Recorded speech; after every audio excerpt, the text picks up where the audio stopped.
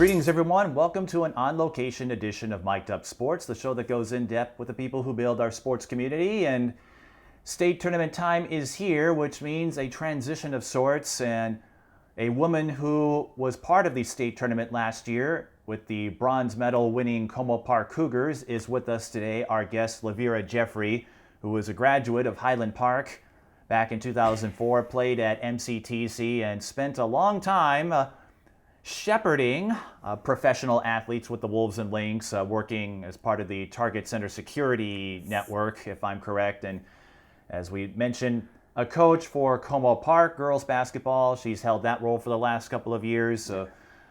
LaVera, I know we've been working to make this happen for a while, and I'm glad we finally have an opportunity to share your story today. Absolutely. I'm very grateful for the opportunity. And I apologize for the runaround. Life just gets busy at times, but I'm happy we're here today. We talked about shepherding, and one reason for that, she is also shepherding her son, who I think is now a senior? No, he's a sophomore. Sophomore. Oh, my goodness. Yes, don't do that yet. You're not ready. No. You're not ready to let him go, are you? Not at all. Not ready. No, but he is a sophomore at Highland Park. Not expected, but it happened.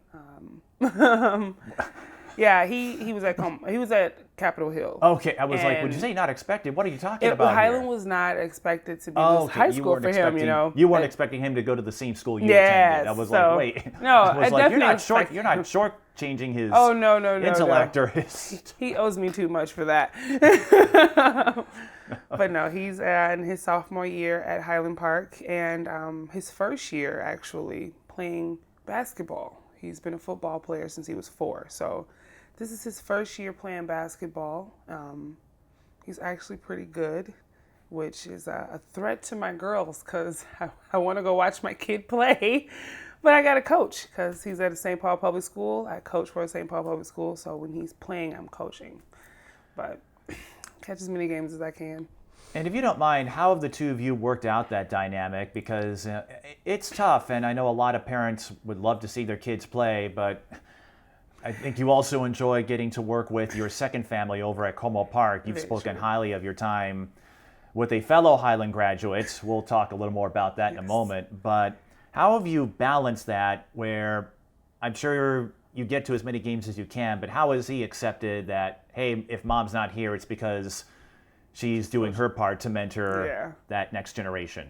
Well, it was so easy to be football mom during that season, and then he would allow me to be Coach Vera. He knew how much the girls meant to me. So coming into this year, when he said he would play basketball, he's like, I'm not that great yet, so I'm okay with you not coming all the time this year, but I do want you there as I get better, you know? So right now we're kind of at this little limbo stage where he understands that I'm coaching, but I also understand that he's getting older, and as we get toward those golden last years of high school, I don't know if I'll have to make a decision or if it'll work itself out.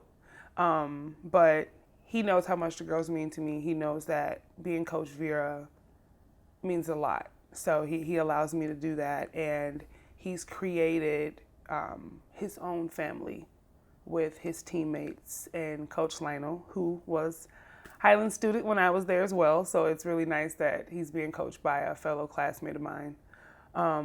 But so he doesn't feel like I'm not there because he's got the moms and the grandmas that come regularly that cheer for him and send me videos and pictures. So we've kind of created a family of fans that assist in sending me stuff. So he's okay with it right now. Something else I thought about, I don't know how often you connect with your fellow coaching comrades. Obviously at Como Park, you see them all the time, but Crystal Flint went through a similar scenario at Cretin-Durham Hall for all those years where she was coaching the girls team while her son was playing the boys team, and that meant every time there was a conference game, she couldn't be there because as you know, with conference games, the boys go to one side, the girls go to the other. Absolutely. And I would see Andre or others as part of Trey's circle, so it's not like he wasn't alone. But did anyone give you feedback on how to balance the two? Because again, Crystal and I'm sure plenty of others have been in that situation or will face that situation that you're in where you're coaching one team while your offspring are playing for another team. Another team, yeah. I can't say that I've spoken with Crystal specifically, but I've definitely, watched her as a mom, and just when she has the opportunity to be there to support her son, she was there fully in gear, biggest fan, and it means a lot to our kids. They know, what we do outside of being their biggest fan and their mom. But I can say Coach Ronnie, in whom a little history there, he was my high school coach. My senior year, he was my coach. He is also my son's godfather. We've kept that relationship very tight since my senior year of high school. But he, being a coach and a profound coach that he is over the years, balancing either coaching one of his sons or coaching the team and still having to go watch his son play or his grandchildren, he's like, this is how you balance it. If it's a game that you don't have to be at, or a practice that you can miss today because the other coaches will take over it, the Como family have been very helpful in saying, hey, go watch your kid play today. We've got practice. Go watch Matthias play. So that's been helpful. Having that support from them, they know I want to be there to watch him. They know it's just the two of us. So even though I have my mom and other fellow family members and friends that attend, it's just something about looking over and seeing your mother in the stands, So my Como family is very supportive of that. And the girls, they don't hold it against me if I miss practice. They're like, go and watch your son play. And I coach their team as well from the bench, from the bleachers, which does not help all the time. He hears my voice, but and now I got an offer from Saladin to potentially coach the boys over there since I come and yell so much. But I don't want to leave my Como family. I love my girls. I love my Como family, and I don't want to cross the line of mother and coach. I think I just want to be a fan of his, and I'll continue to coach my girls. So we figure it out. We have the support. Don't necessarily go and ask anyone how they balance it. You're just around the right people, and they kind of just advise you on how to do that stuff, which makes it work. All right. Well, if I hear of any coaching changes at Highland Park, now I understand. I'm not leaving. And I don't think they'd want to mess with you because I think you're usually the tallest person at Como practices. So if they tried messing with you about that, you could probably just sky over them for rebounds, blocks. So. Oh, yeah. The boys, they've grown pretty fond of me, actually. So it's nice to go over, but... I was going to say the girls, too. I think the Como girls have learned we better not mess with her too much. Yeah. They've learned. Like, she's actually kind of funny once you get past, like, she's serious. I'm passionate about it, And I come off as mean. It's just passion. I'm yelling at you because I want to bring the best out of you. So they know that. Well, in all the years I've known you, haven't known you for super long, but in all the years I've seen you, I've never thought of you as mean. Okay, good. Even when you had to work security, you never came off as mean. Like, I don't want to stay. I should stay away from her. Yeah, no. That's good. But your story, of course, began much earlier than that. I understand you grew up in Chicago, then moved here. Mm-hmm. I moved here in '95. I was 10 with my mother and stepfather and stepsister and brother. It was a drastic move for us. My entire family is back in Chicago, and it was like, what's Minnesota? We moved here during the summer months, so we had no idea what we were in for come the winter. But yeah, so we moved here. So I started at Chelsea Heights. And from there, I went to Highland 5th grade, and I graduated from Highland 12th grade. So elementary, middle school, and high school for me. We stayed in the Highland area. I find it amusing that you said, what's Minnesota? Because I know the Twin Cities, we have imported a lot of Chicago natives over the years. Yes. We seem to be a popular destination, Very despite all the snow. yes. It doesn't seem to keep people away. And I've been to Chicago a few times, so it's always a great place to visit, but that's another story. It's pretty cold there too, actually. It can get cold. I mean, all that, it's a lot of water around too. It's very windy. Lake Michigan right there. Yeah, the Windy City, you know that. It's cold there. I've experienced that a little bit, but still, I love going there. There's so many things to see and do, and I hope to get back down there again sometime. But whether it was Chicago or here in St. Paul, and as you grew up, I ask this a lot of my taller guests. You're 6'4", as I understand it. No, I'm serious. No, I'm not doing that to make light of your situation. But I am tall. that was the first thing I got to point out. When I saw her for the first time, she and I crossed paths. I was a Lynx beat reporter, and she worked security, and it's like, oh, she's up there. But I learned over the years, you don't ask people, like, have you played basketball? Now, in your case, you did. Yes. So it's kind of amusing that all of the tropes you do have checked off. But it's clear you did it because you enjoyed it. But I was going to ask you, what was that like?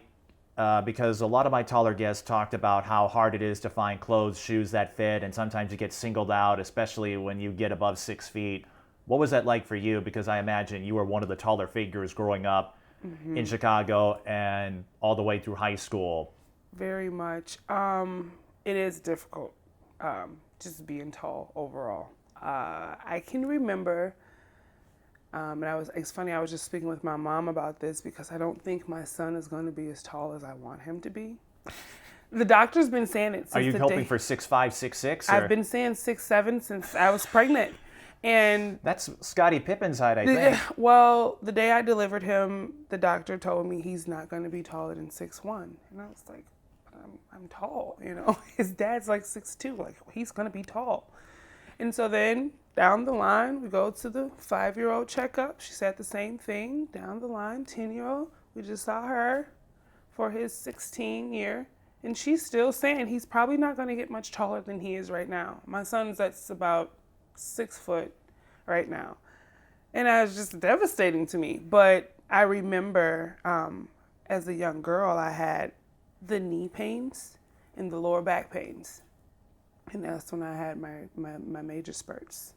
And it was 6th grade.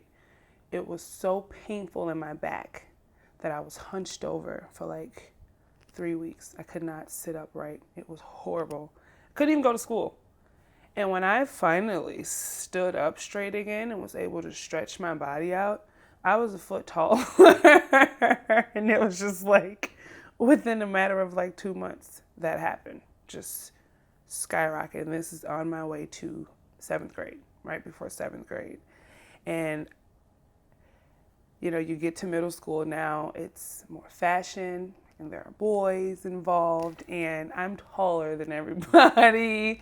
And I can't swap clothes with friends because I'm taller than everybody, So I might get away with like trading shirts because, as long as it's a t-shirt, not a long sleeve, because it's not going to work for me. But I could never swap a lot of like things with my friends. My shoe size is different than all of theirs. I outgrew my mom's shoe size, so it was like now she had to buy me my own, which is not cheap when you're my height and I'm growing rapidly. I grew constantly from 7th grade until about my junior year in high school. Just kept going. And then I just kind of stopped about where I am now at this 6'4" frame. And I have not grown anymore, but... I'd be a little worried if you were still growing at this point. Goodness, yeah. We were talking, because that's a 20-year gap almost from high school. I'm like, if you were still growing, LaVera, I would have been... I couldn't imagine. The roof would have broken off. I couldn't imagine the back pains. And mind you, I tore my ACL in high school. So being tall and I'm slim on my legs stomping when I run. Knees are shattered. My back is bad. Like, don't tell the girls this though, because I'll still get down with them in practice. So don't tell them that I come home and take Epsom salt baths. But Well, you just did, but I'm guessing 20 years later, it's not as big of a deal. It's not the same, yeah. But it was difficult to date. It was difficult buying clothes, keeping up with the latest trends and fashion and things of that sort. And one thing that we used to laugh about in the halls, we walk in, just a group of girls, and I couldn't hear the secret because I'm taller than my friends. And I did a lot of hunching down, and I just tell me when we get to class. And I just wait till we sit down where I'm a little bit more eye level with everyone. And we always joke about it. They were like, we just tell you when we get to class, because they knew that I wasn't going to hear them. And that we still make that joke to this day. Like, let's just wait till we're all at eye level before we start talking so Vera can keep up. But I love them to death. And another joke that we would make was that, sorry. That would have been a very random joke. Just choke quickly. Excuse me. You said joke, not choke. I don't want you to choke. Exactly. Maybe that was the joke. No. Okay. And I'm like, we should remind the audience in our era, because I'm only a year behind LaVera in terms of high school.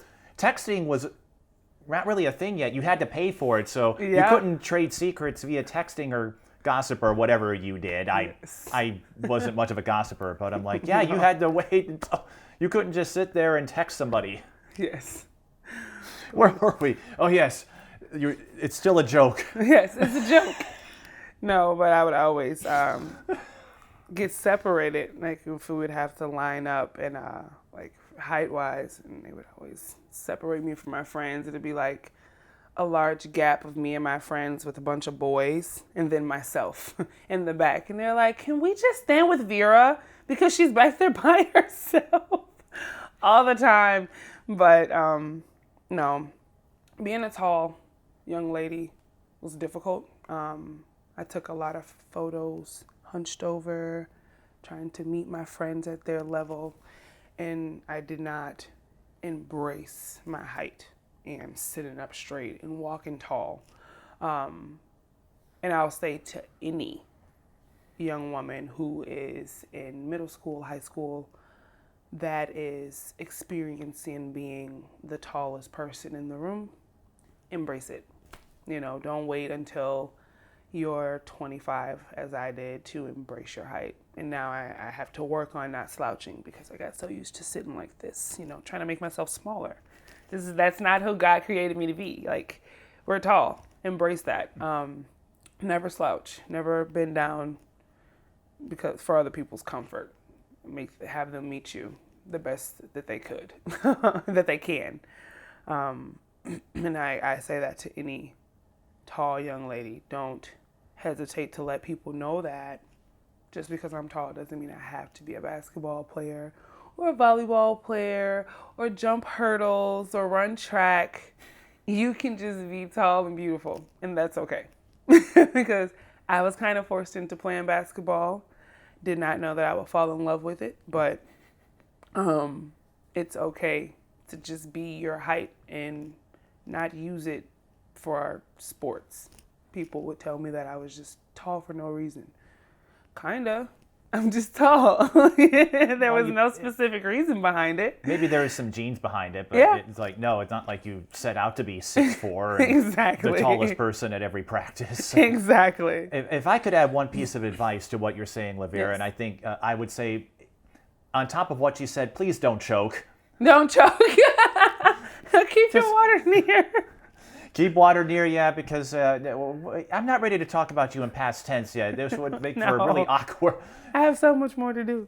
Well, if you don't mind, let's jump into that. Being forced into basketball, of course, you fell in love with it, and you and I spoke last year and how fellow athletes inspired you to keep going. Mm-hmm. So how were you forced into it?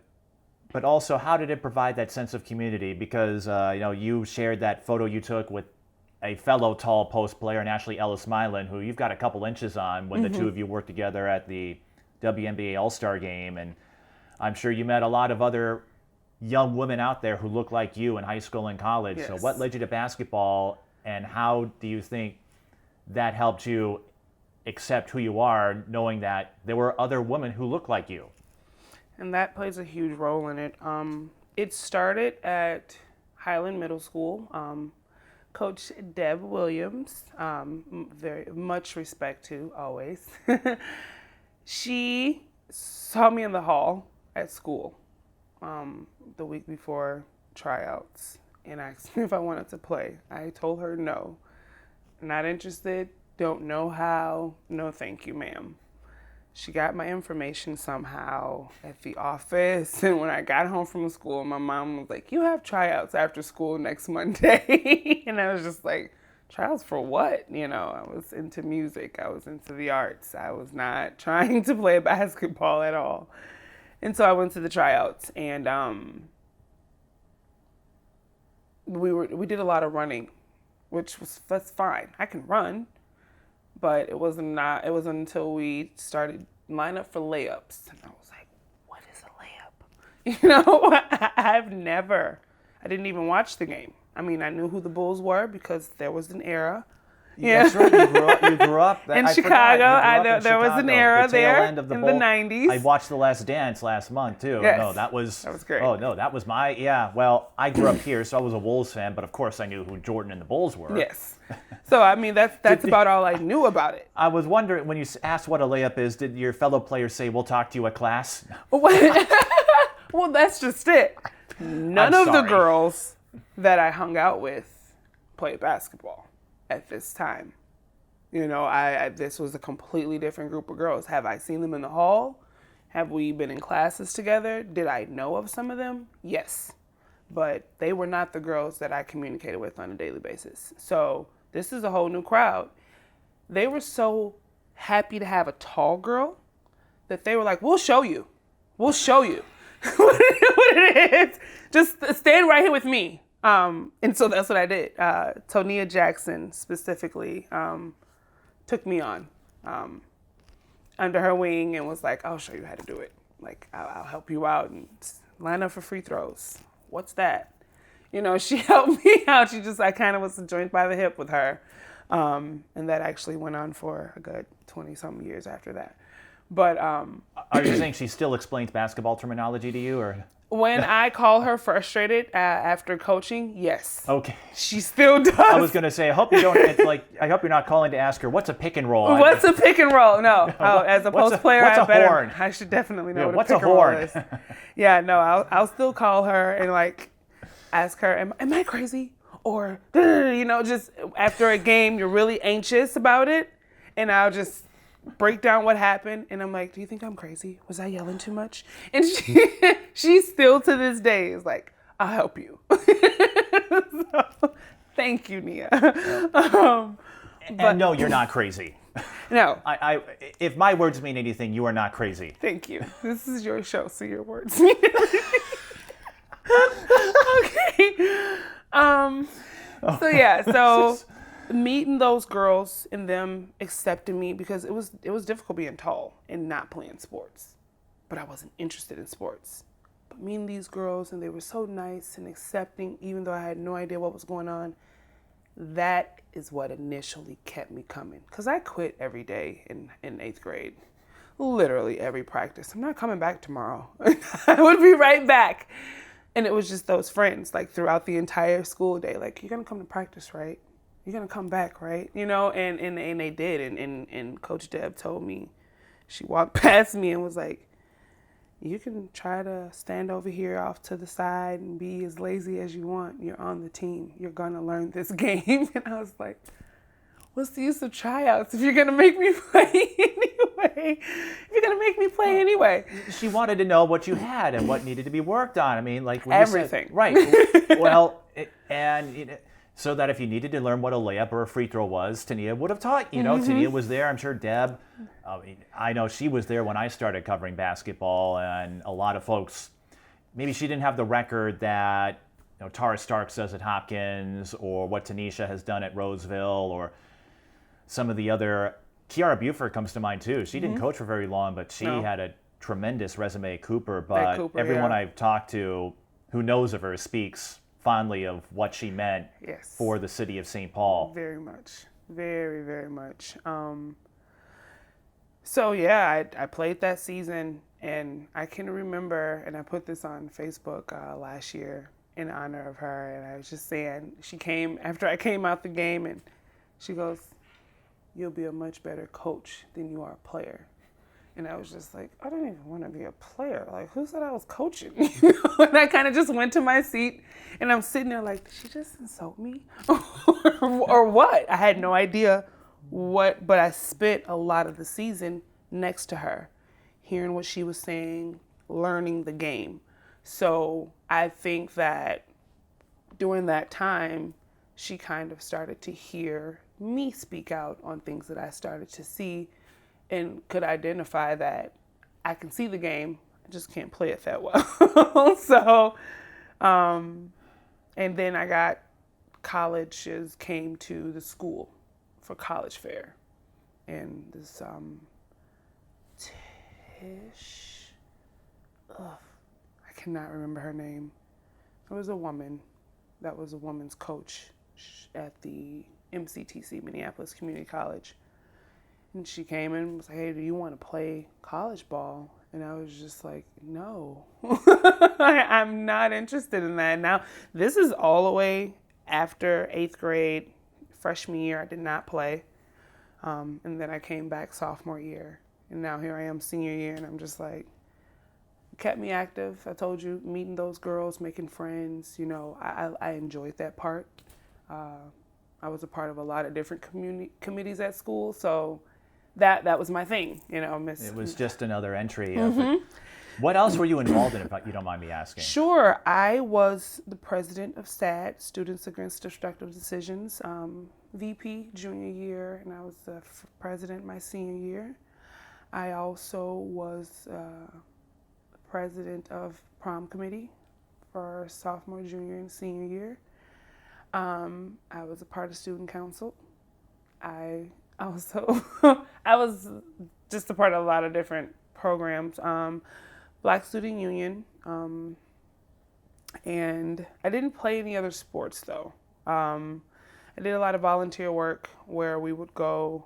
I wanted to work with kids at first. That was early childhood development. So during my high school years, I would always get to leave school to walk across the street to the elementary and do volunteer hours with the kids there. So that was like an internship for an early childhood development program that I was in. So I did that like the last 2 years of high school, and played basketball. So, I was pretty active at school from the start of the school year to the end of the school year, all day. Yeah. Yeah, quite the resume. Yeah, I can't remember anything else. Well, you know what? And I even for the single sport athletes, I'll read the breakdown book, and I'll be doing that when I cover state, and I look at some of the activities everyone's involved in, and it's really heartening and encouraging, uplifting to see all of the things that you're involved in. And I think, for you, I never would have guessed, but I never asked, so I can't really kick myself for that. I can say in high school I played against there was some great competition out there. St. Paul City Conference, that's right. During that time. Well, LaVera, you have a talent for answering a lot of questions and setting up all these different avenues that I'm trying to get to. But, sorry. No, because it's like you're one of those folks. I can give you a question and you'll answer 5. But the point you made. And it's hard knowing when to jump in because you and I, again, we've gotten to know each other a bit. But this accidental basketball player, you didn't want to play college. You didn't want to play at all. And then you were like, no, I'm done after college. And then all of these different people changed that course or changed that decision. In high school, it was Deb Williams. I think you still call her Coach. I do. Very respectfully. I am going to call her Coach Deb. And she was actually, she was my youth pastor at church as well. And I would still call her Coach at church. And let me explain, too, that's something I've learned interviewing a lot of former players. Tisa Mitchell, I had her on a couple years ago, and she still refers to Faith Johnson-Patterson as Coach, even though it's been more than 20 years since she played high school ball. But last year, you and I had this chat that it wasn't a college scout necessarily. It wasn't your high school coach. It was one of your conference rivals, Ashley Ellis-Mylan, who inspired you to continue playing college ball. I don't know if you ever told your MCTC crew that, but yeah, Central, they were the dominant team, I think, of that era. Cretin-Durham Hall had some solid teams too, and I think some of the dynamics involved made that conference a little more competitive than I say it is now. And that's not a knock on what you're doing at Como Park. It's just nature of the beast. But that's a whole nother conversation. What was it specifically about Ashley that led you to continue? Because I remember telling her that story last year, and her face lit up because I'm sure she had no idea. Well, I have a tendency to gossip when I hear someone say nice things about someone else, because I think a little bit of kindness goes a long way, and I can tell you embody that. Like, you're appreciative of everyone that you've been a part of. Very but much. Ashley, so her face lit up, and she's like, LaVera is so awesome, all of that. I don't remember everything she said, but I think it touched her a bit knowing that she played a part in your story. What was it about going up against her? She was, well, she was a little you're younger. than... She and I were in the same class, different schools, of course. But I find it amusing that one player specifically inspired you. How did she do it? Along with other entities, but yes, okay, well, Ashley specifically, I'll say that, and I say that to you that day because, as a post player, and I mentioned people saying that, oh, you're big for nothing, you come in the gym, and they're first intimidated, and then someone's like, oh, but she doesn't really know the game like that, you know, and so then they discredit you. I remember being given an assignment, and Coach Ronnie, still to this day, does that on the bench as an assistant coach. He gives his assignments to you. When I put you in the game, this is what I'm asking you to do. I don't need you to be an all-around player. Today, I need you to get boards. Or he'll say, today, I need you to take your shot. You know, so at that time, I had Coach Deb as the head coach, Coach Ronnie as my assistant coach. And he's like, I need you to don't let her get her average tonight. You know, and I'm just container, basically. Yes, you know. Whatever you do. Whatever you do, box her out. Do not let her get boards over you, and don't let her go back up easy on you. And that was my main. You need to focus on Ashley today, and that was my assignment. When you get in the game, that's your focus. And I'm watching her play, and I'm just like, she moves with so much grace. Where I don't like posting up because I'm afraid I'm going to travel once you give me the ball. You know, I'm more of Don't you know about the Euro step? I'm more of a go get it. Let me go get it. Like, okay. I'll get the board. I was going to say, or maybe I'll you put take it the back. touch passes. Yes. Yeah, just give me the touch passes. I don't need the Euro step. I don't want to think of what post move I'm going to do when you give me the ball. And it was just not my calling to play. I can teach it all day long, but it was not my calling to play. I am honest about it. But she was more solid, more muscle than myself, and the game was different for her. She had been playing a lot longer than me. She played travel ball and AAU and trainers. She was going to Minnesota. Yeah, I had none of that going on in my life. Like, when basketball season ended, I was just working and being a student at school. And getting ready for the prom. Yes. So I was not working out with people, you know, these strong trainers that she had. So she was strong, pushing me, and she's a little younger than me, so that kind of messed with my pride, you know. You took it personal. This young girl is like pushing me around, and you were taking it personally. Yes. And Coach Ronnie's like, you letting her move you out of there, you know? And he's like, I need you to go out there and get her out of the paint, you know? And it was a lot of back and forth moments. I could run. I had no problem getting up and down. So as long as I can get there before her, we were good. As long as I didn't let her get in front of me, we're good. So it was a battle. And that, at the end of the game, I know that I kept her from her average in boards and points. And nothing, please don't take this the wrong way. This is nothing toward Ashley. She was an incredible ball player, and I love her as a coach because she yells like I do. I love it. But I was so proud of getting out there and holding her to a lower number than she usually gets in boards and giving her a different competition under there when it came to boxing out.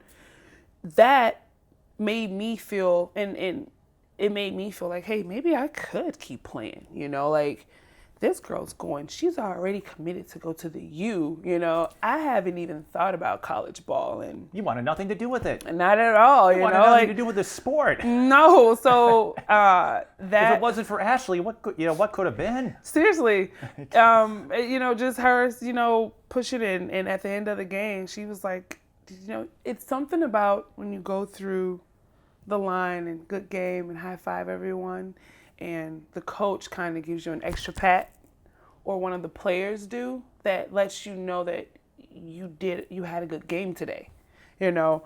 And she did that at the end. She was like, good work. And I just was like, yes, you know, like she didn't take it as personal as I did, but you know, she still played her game, and she congratulated me for playing my game as well.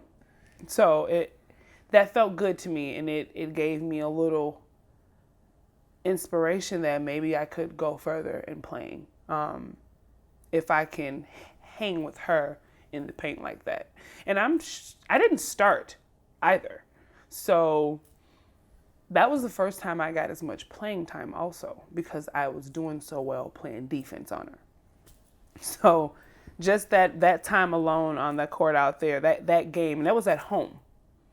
I don't even remember the game when we played at Central. I'm thinking of when we played at home specifically. I did a really good job in holding her. I couldn't tell you how many points she had. I couldn't tell you how many I had.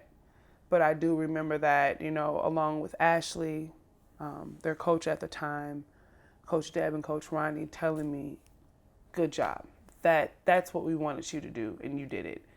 That's what told me, you know what, I could probably play a little bit more. It probably wouldn't be a bad idea. And I could meet more people. And in the same way in 8th grade, when I got in that layup line and they said, we'll show you. When I got to college, it was the same thing. Hey, we'll show you. So you meet those families. I really feel like that's what kept me around, creating those relationships with people in whom I still speak to this day. That's what kept me in the sport. And that's what, like I said, I was forced into it, and you would have to force me to leave it now. You would definitely have to force me to leave the game. Yeah. But I won't be the one to do it. no. I can't imagine the sport without you, actually. Thank you. Well, and I know I don't think Ashley's going to take that too hard, because again, it goes back to what she thought of you, and you know, I'm sure the two of you had a few conversations later on. But you know, you had a pretty. I'm curious, actually, if there's video of that game somewhere. Man, It was somewhat. I mean, every you can shoot everything now on robotic AI cameras or iPads. Yeah. You know, back then, I'm like, you have to dig into the had tapes. to have been. I mean, there definitely had to have been something. When I think about certain games, because of who we were playing, like Highland, we weren't all that grand. People weren't really coming out, you know. But when I think of Angel Robinson and Ebony Black, those were some pretty young girls playing against us when we were in our junior and senior year. And there were a lot of people coming to record those games, and even when we would play, because once those girls were playing for Johnson at that time, and then they ended up at Central. That's when I started broadcasting. All of those games, I'm sure, are somewhere you can find. I'll never forget when Central was the center of the basketball universe. LaVera, you and I could probably... we could go on for an entire week, I think, with all the stories we've developed. But I'm wondering, maybe it's out there. If anyone watching this, Deb or anybody... Someone. Because I'd like to see just how well she contained Ashley. Because not many could at that level. She was great. But, you did get some honors. You were in that Intercity All-Star Classic. Yes. As a senior. Mm-hmm. And then you did play at MCTC. You were telling me beforehand... Olanda England, who also went to Highland, was part of the first women's basketball team. Yes. You were part of the last. So I know the junior college circuit. I covered the Anoka Ramsey MCAC tournament there, and I said a lot of these athletes you see are young adults looking to find a place to play, and maybe they didn't get the offers they were looking for, and this is how they're building up the credentials. So what do you remember from that experience, and how hard was it to grasp that you were part of that last... I can't remember if I saw you at MCTC. I did one of their games, but knowing that the program ended women's basketball, for you, just what were the emotions like when you got word of that? Well, coming into MCTC, I do know that Olanda and I share a friend. One of her former teammates from MCTC was actually the assistant coach by the time I got there. And pushed us along, helped us. She was that younger assistant coach, but she was older than us girls because, mind you, we're young adults. We're not on scholarship. We're not to any space of obligation. We came here out of our own choice. So at that early 18, 19 stage, sometimes you need to be pulled back into reality. And that's what the assistant coach, this is what her name was, Melissa Player. We called her MP. That's what she did for us. She would keep us in line. And it's so funny when I talked to Olanda, she said that was kind of the same thing she did as my teammate when she was playing there. But being, like I said, 18, 19, and out in the world by yourself, and not even just the world, but just the way I ate. The coaches would say, go to the gym for 2 hours. I wasn't much of a gym rat. I would rather play ball to get my exercise in than go to the gym. And so I didn't have that discipline without the structure from the coaches. And that's something that I learned. Like, yes, you are an adult now. You may be out of your mother's house, but you still have to follow the orders of your coaches during this time frame, during this season, and there were obligations there. We used to do 6 a.m. practices, and then I had my son. And so I sat out a year and I came back and played again. And that was an entirely different experience from the first time. Now I have a kid who I'm obligated to. I still have class. I'm still living on my own. It was challenging at times because, like I said, I'm still paying for school. And I'm choosing to play basketball. I'm choosing to allow something to take so much of my time. So I could have walked away at any moment, but again, that whole team dynamic, like they should just change the name to family, because that's what you build. That's what you create there. And my teammates were very helpful.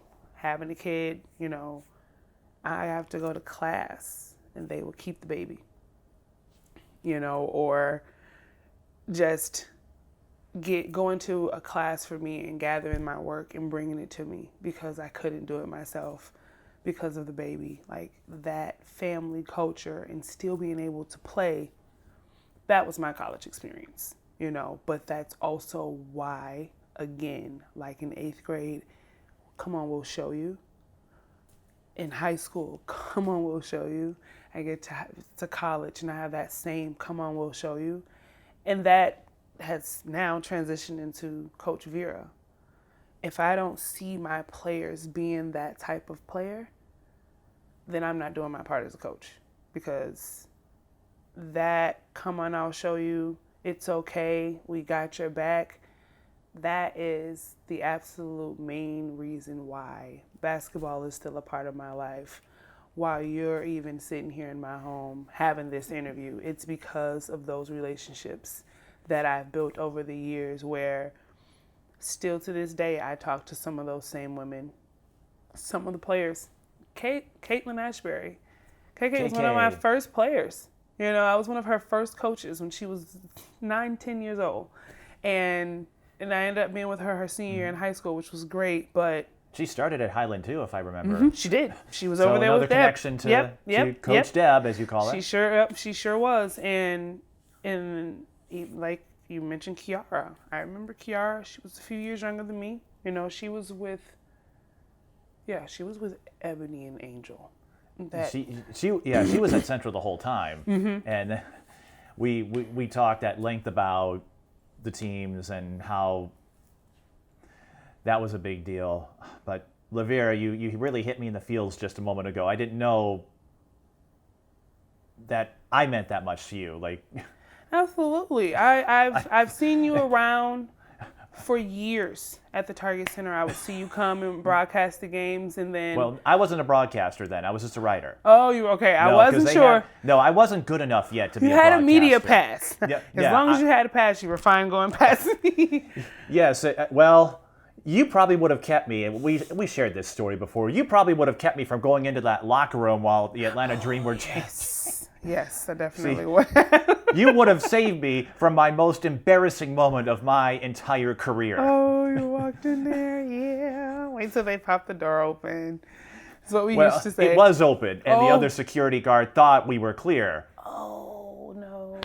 Oh, that's unfortunate. So it was... you see, had you been there, you would have done your due diligence because you had by that point knew how to handle things. Yes. So, oh well. No, that's all right. That's all right. Nothing happened because once I realized, oh, this is not right, I got out of there. There might be some who would see it otherwise. No, I respect the credential, but no, that really, like, I didn't expect you were going to drop that. Yeah, no, I'm going to get emotional here in a moment. No, I don't want us to get emotional. No, but it's everything surrounding it, like just finding out your relationship with my Como family. Also helped introduce me to you in a way that it used to just be in passing. I would see you. Now it's like we can actually stop and we can conversate about things, have a little dialogue because we know each other differently now. And Olanda did say I'm like a cousin to the Como Park. I only got to cover them a couple times this year, and I was bummed I didn't get to do more. That's my one regret. But you're not alone, and I'm like, okay, I didn't know I was a cousin to this Como group. We've got a couple fans that follow us. There's a couple folks that cover. We appreciate that. It always gives the girls exposure. It reminds people what's going on at Little Como Park, where like even last year, people were excited about what was happening, but they still underestimated what happened. And I came in last year with that group already Ronnie, KK. fully developed. You can't knock that group that we just Chloe, Shakila, Jada.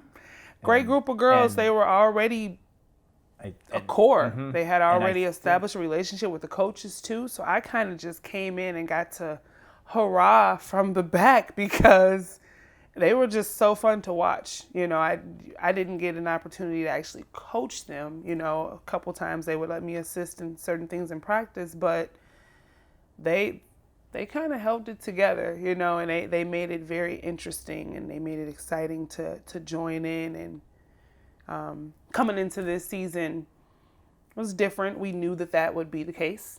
But the girls pushed themselves through some hiccups. But I'm excited. We had a good season. I'm proud of the girls, and I'm super excited about next Como season as the girls are gearing up and everyone's training and signing up for AAU teams. They're taking the steps that you were terrified to do. I wasn't even thinking about it. Like I think I tried out for one AAU team. Could you imagine yourself now in this era, like what that would?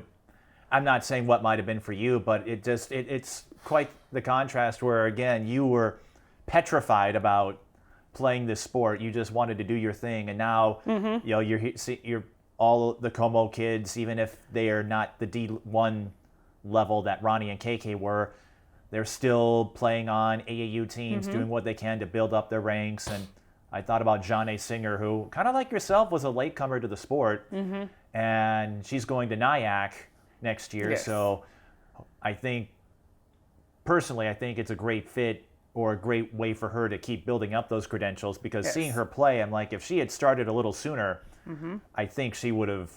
And I say that about myself. It honestly, and what I haven't even mentioned during this interview here is my passion.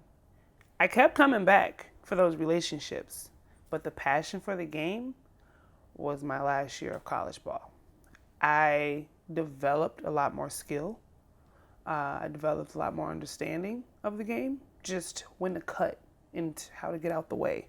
I'm tall. I'm a little clumsy on my feet. So it took me... I'm just clumsy. It took me some time to understand my body, my weight, how long I am, and how my presence really meant something in the paint. Just taking the space, which is something any of my players will tell you that I say. Take the space. Get big, And that last year was when I really grew that passion for playing. It was like, man, if someone would have caught me earlier than middle school and helped me like it the way that I do now, because at first playing in middle school and high school, you got peer pressure to be good. So I was afraid to get my jersey number called or my name, because when I get out here, the kids are going to boo me because I don't know how to play, So those things kind of scared me to get out there. I don't want to score any points. I just want to get rebounds. And that's how I became the defensive player that I am. I did not want the ball on offense at all. And I'll say that to my dying day. I did not want the ball on offense. They would tell me to post up. I was specifically not, because I did not want the ball on offense. But I became a dominant defensive player, which is who I am as a coach now. I'm a dominant defensive coach. All over you, get the ball back. But if I had an opportunity for someone to take an interest in me like Coach Ronnie did, I probably would have had much better chances of going D1, or even still playing to this day, even after my ACL tear. Because I did play college ball after I got that surgery. So I know that the possibilities could have been endless had I been discovered a little earlier on and taken it more serious. I'd say you carved a pretty good path, though, or space for yourself, so I wouldn't sell yourself too short. No. And some players, I've had those who've said, yeah, we knew we weren't always going to win our games and things like that. There's more to this than just numbers and points. And, well, you know what? I'd like to think that you at least teach the Como athletes how to shoot layups now. Yes. Because you have a little more height than Olanda and I think every other coach there. So you've got a little... Yeah. I'm going to be in so much trouble. Coach Olanda, she was a dominant player. I've heard the stories. She knows that she was tiny but mighty, which is Ronnie. Which is who Amani. Has an NIL deal with Degree now. Yes. I mean, yes. If NIL was a thing when you and I, well, you probably would have made millions. And you could afford to forget me. And you wouldn't have to put up with any of this. Oh no. No. But I mean, you look at just Coach Londa's kids overall. They are incredible athletes. and they work the height that they've been given. I've covered, I think, all 3 of them. Really? Well, I don't know if she has more. Yep, The little Renelle, and then Ronnie and Amani. And The youngest one. The youngest isn't quite old enough for varsity play yet, but yeah, if I'm still the he one, could be. well, God willing, if I'm still here, who knows what the next 5 minutes will bring? I'm sure I'll get a chance to see him too. Yeah, no, he's an incredible. He gets it, man. He's fun to watch. He really is. I'll say it here. He's going to be the best athlete of all of Wanda's kids. That's a pretty high bar with what Ronnie's doing over at Wisconsin. This kid is amazing. He really is, both football and basketball. He's pretty good. I said it. So. Another thing, we talked about this or teased it. You did work security. Now, I think last year during the Wolves playoff run, the Wolves security got a nod with that one guy who had to tackle. Yes. Fortunately, you didn't have to do any of that, at least at Lynx games. But what was that like? How did you get involved with the Target Center staff? And maybe you weren't in the trenches like the players were in terms of practices, shoot-arounds, but you got to see them. You got to say hello.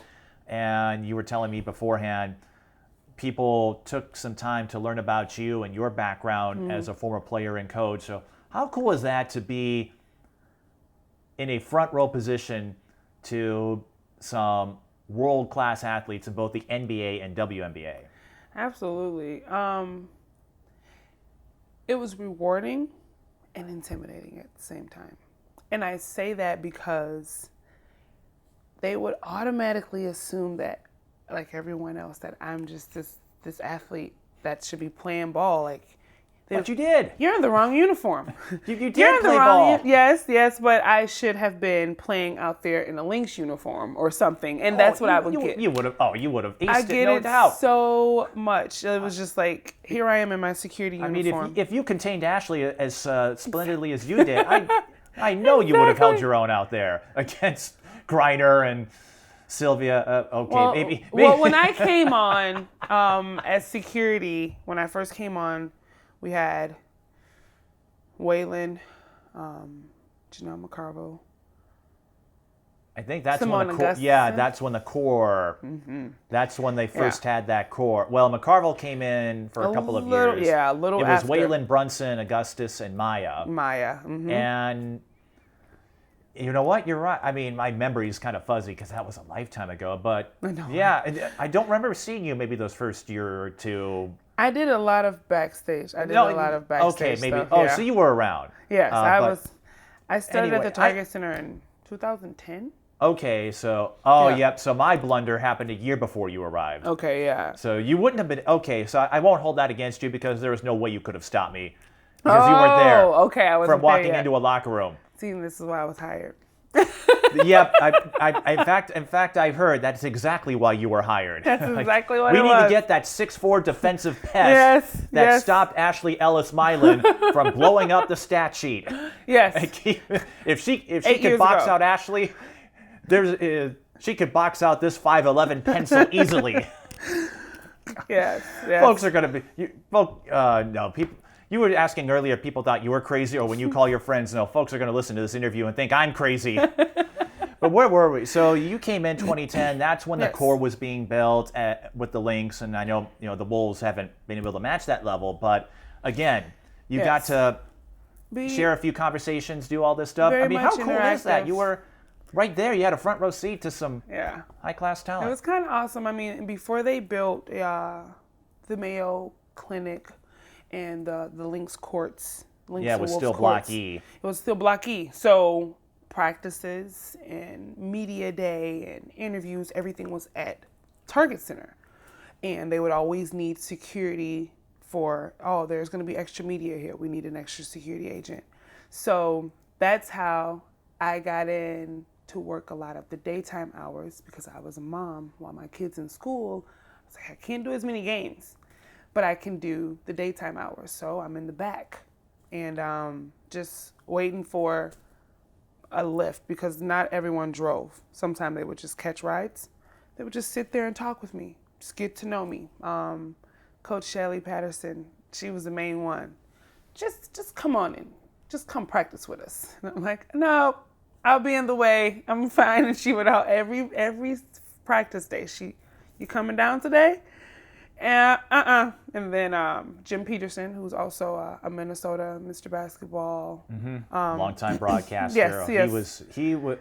I was a little sad when he stepped down from coaching the Lynx because he always made a good interview and was highly detailed in his development of post players, actually. Oh, my goodness. We're starting memory lane here. But so Jim Peterson, was he the one that convinced you to do a scrum? Or I interrupted you again. No. Jim Peterson just would also say, you should come down and come so to practice. everyone was trying to... They because I'm just tall and I'm just standing there in my uniform, just, here to assist in any way. And they would make jokes about me coming down. And it wasn't until Coach Cheryl actually was like, I heard you were going to come to the practice. I was like, who told you that?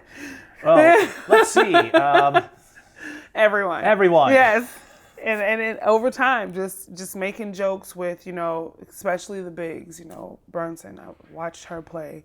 She had my eyes lit up, just like, man, I wish I could move like that. I wish that I could have been in that position. When did she start? How did she get there? And so it was a lot of, like I said, it was rewarding to watch that, but it was also intimidating because they're like, you should be playing. And I'm like, you guys don't know what you're talking about. I'm not anywhere near the level of game that you are, but. Imagine if they got Coach Deb's number. I know, right? Just make her come. Just make her do it. Coach Deb would have made me do sorry, it. I couldn't resist. Yes, but you make a point. She would have been like, just do it anyway. Yeah, but I mean, you could just think you could have celebrated in the champagne, popped the champagne. I know. With them. Yeah. No, that was something. Yeah. I don't know if you were in the locker room when they won in 2015. Well, no, you had to make sure people weren't doing out, yeah. Right, and you had to make sure people weren't doing anything silly. That 2015 win was great. It was great, except for my clothes. Because I was in the front row. In the Lynx locker room, and it's not that big. No. And so they're ready to pop the champagne, and Cheryl goes, let's get the media, as I'm shooting all this locker room video, and I'm like, oh, crap. Pardon my French.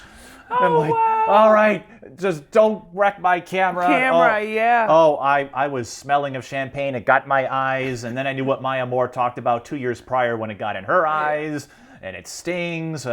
Fortunately, the cameras I was able to clean off. I keep lens cleaners around, and we just wipe that down. We didn't have to send a reimbursement check to anyone. No, but I'll never forget that. But I think you should have heeded their call. And I don't know if it would have led to a contract, but I think it. And I guess joking around things like that, but I think definitely went down and watched from time to time just to see how intense their practices were. Yeah, that they were at least inviting you. Hey, go check out a practice, and I don't know if it would have led to a contract or not, but.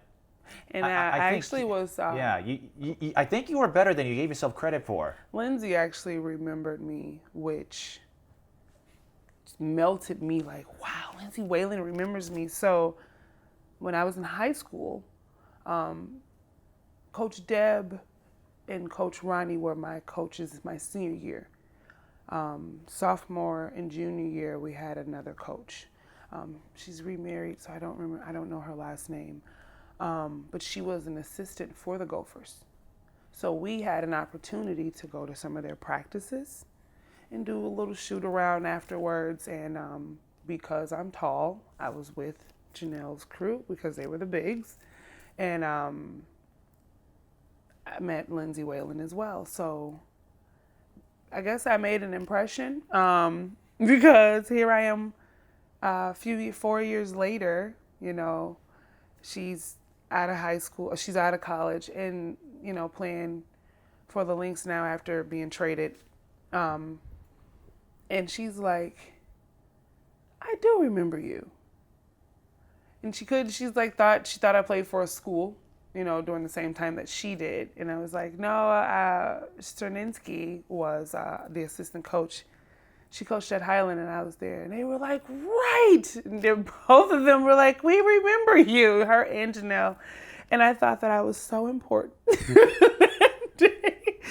they remembered me from, when I was in high school, as a junior in high school. They actually remembered me from coming to a couple of their practices. So that was kind of cool. But, we kind of built the same relationships with some of the Timberwolves players, parking their cars in the back because they used to park at the building. Getting us to know some of the players as they waited, talking about whatever, my son or basketball. Oh, you coach?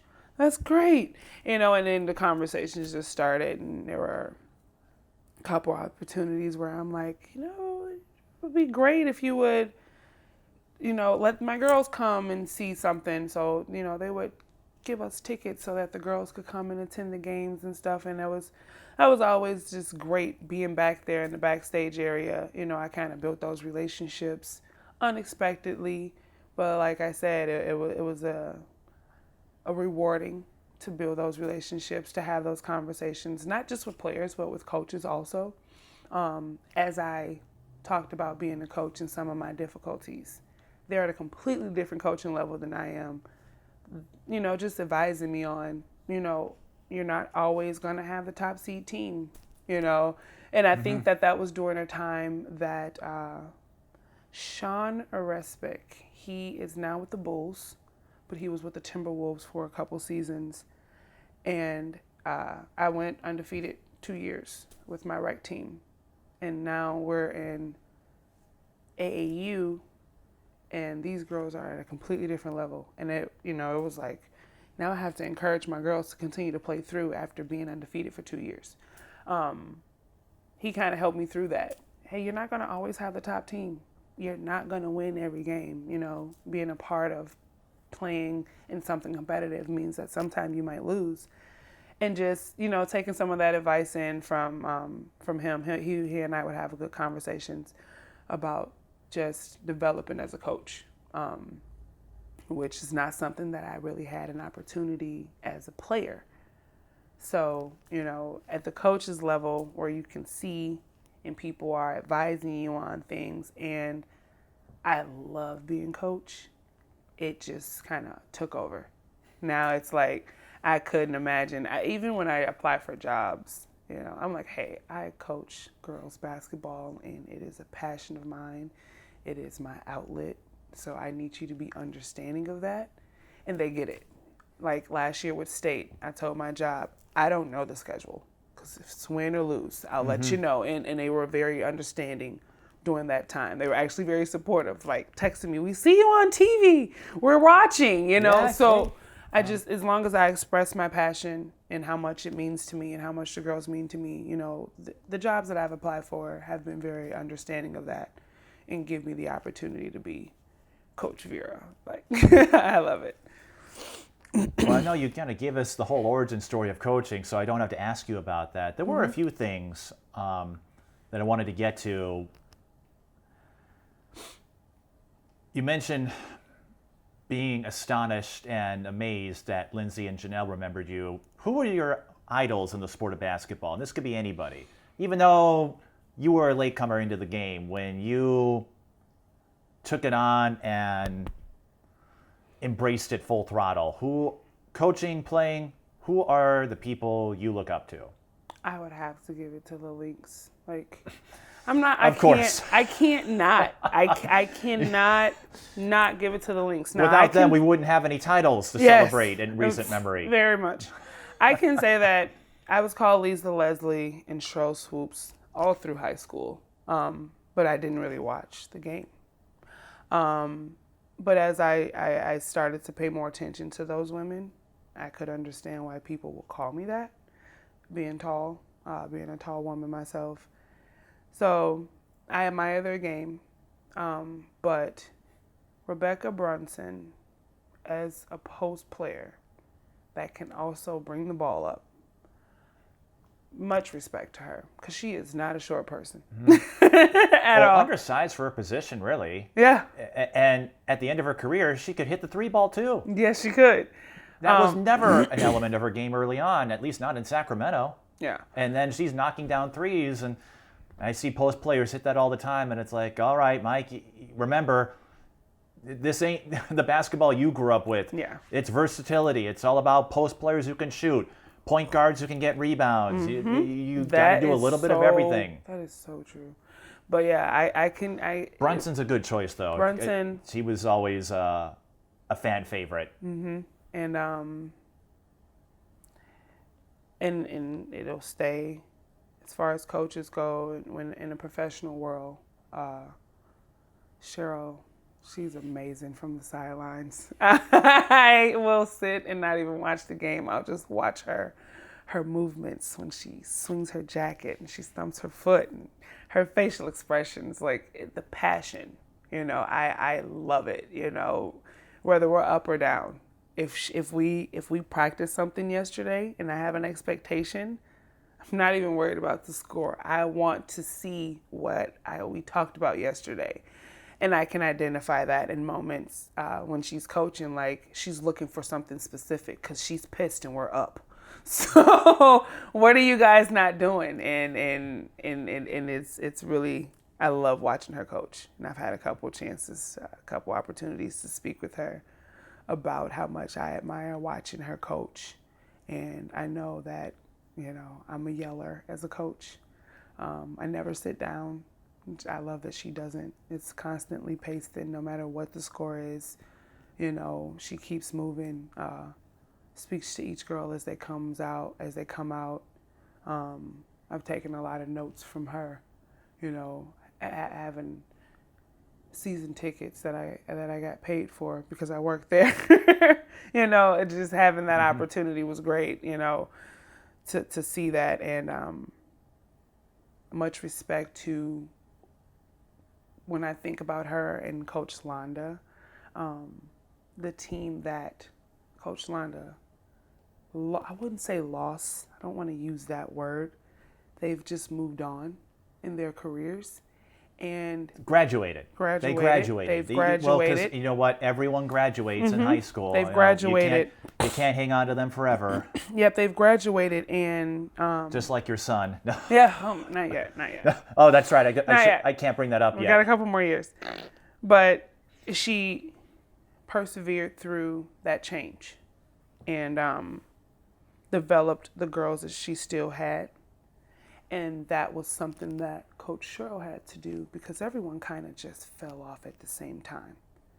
Between Maya leaving, Simone retiring, Brunson retiring, Waylon retiring, it was all within after those rings, everyone kind of just started to fall off, and she had to redevelop her team.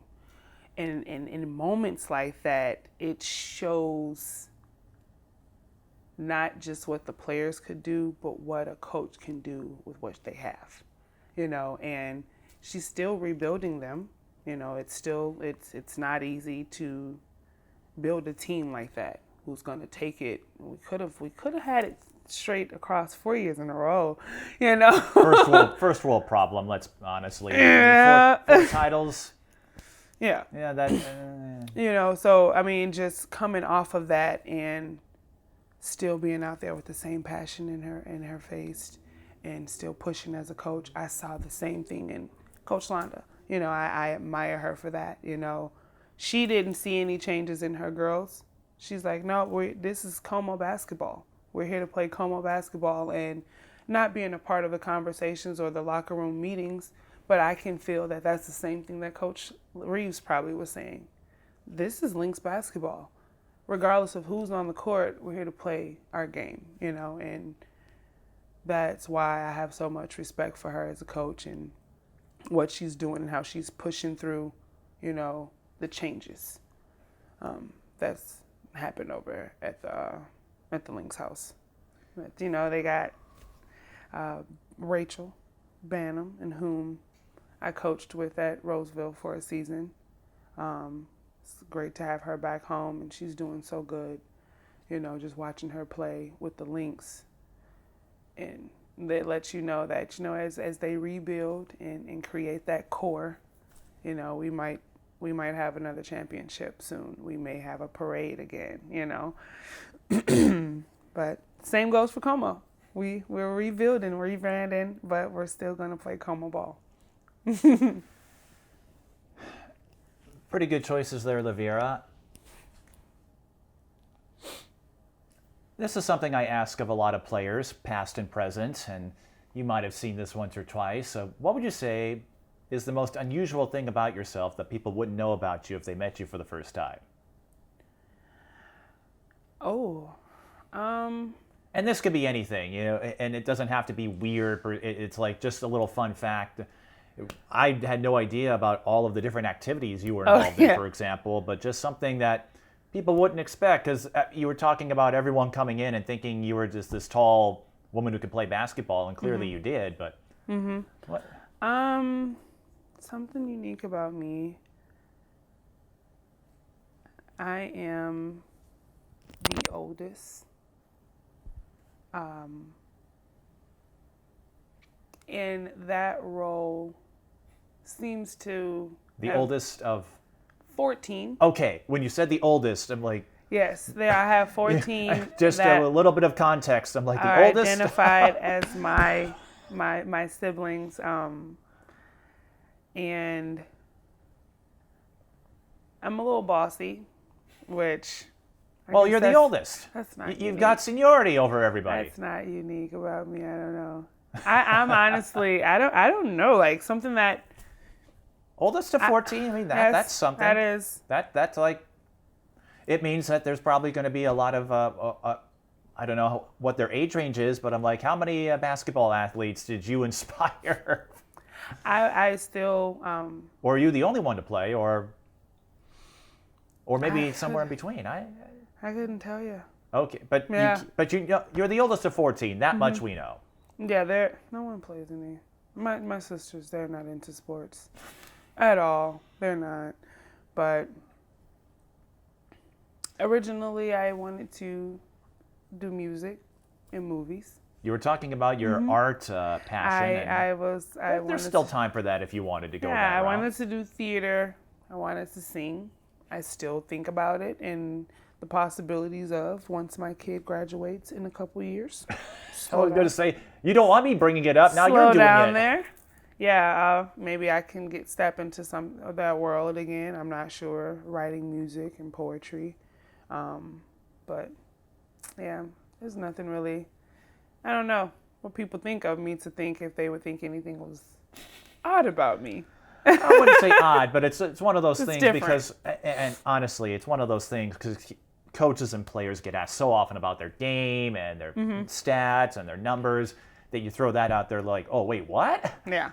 And because I try to remind, and you might have seen my broadcast too, I try to remind people of this, that you're going to be much more than anything your stat line says. So that's why I asked. But the oldest of 14, I think, qualifies, and that's kind of fun. So Yes.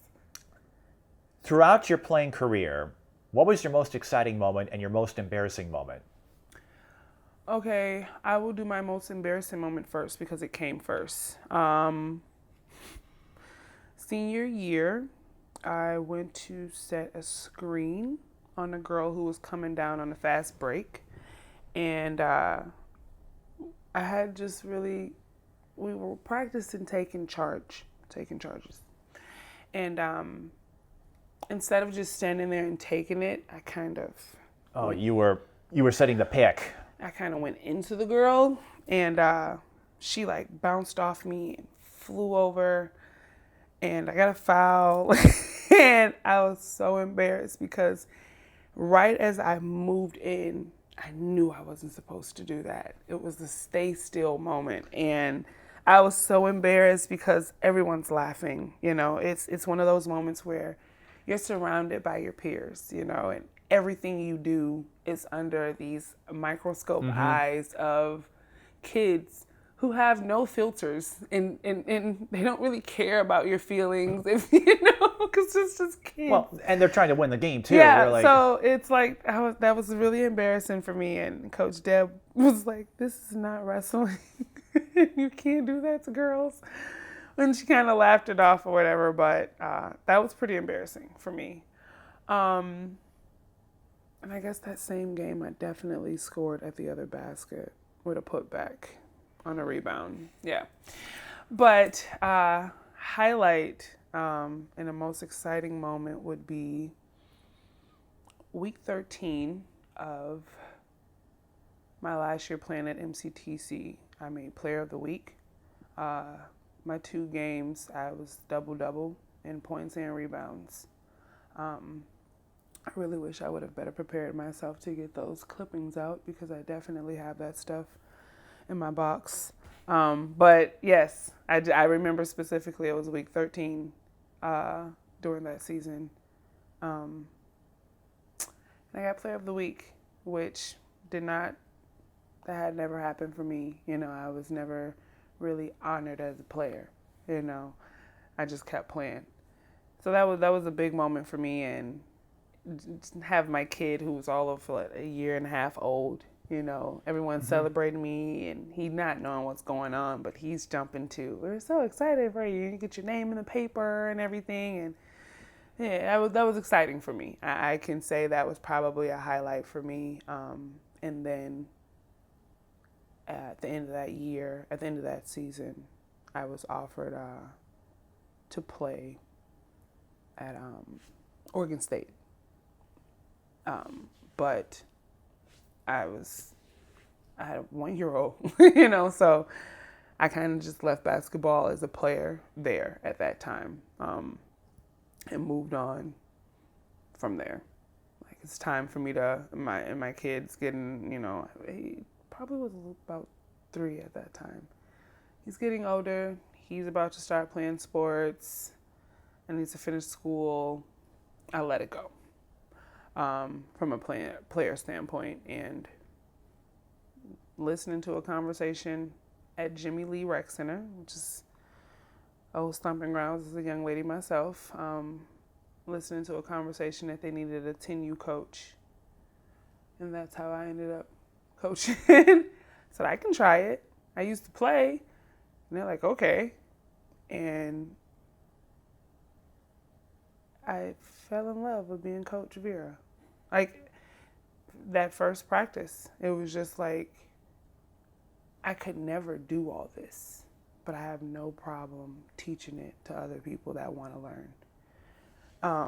And so I guess highlight would be that, you know, getting Player of the Week and, you know, actually being seen as someone who's D1, D2, Yeah, you Oregon know, State came potential, calling you know, like we would like to see more video is how it started with okay, them. so they took interest. Yeah, they took an interest. It sounded like you were at peace with your decision to move on, and it's like, oh man, you and I could have so many more conversations if time allowed for it. Mm-hmm. I do want to leave you with this though.